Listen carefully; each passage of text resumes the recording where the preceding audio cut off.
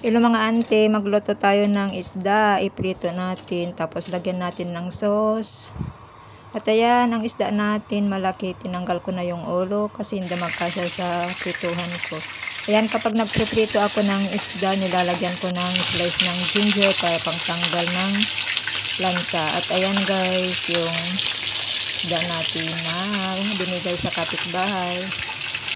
At habang inantay natin yung yung isda natin na maluto, mag-isa muna tayo ng pang-sauce, sibuyas, bawang at saka spring onion.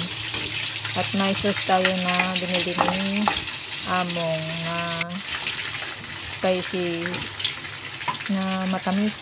Ano ba yun? Sweet spicy. Yan.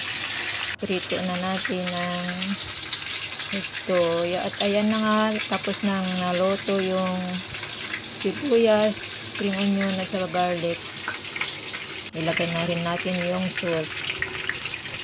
Ayan, first time ko magluto nito pero parang masarap naman yung sauce. Ayan, igisa lang natin yan ng kaunti kasi luto na naman yan. Nagdagan lang natin ng bawang. At ayan na nga, luto na guys. Luto na rin yung sauce natin at itapping na natin. At ayan na ang itsura guys. Pero tinikman ko yung sauce ay masarap siya guys. Magugustuhan ng amo ko to ng lasa. Ayan guys, thank you for watching. See you on my next videos. Thank you for support guys.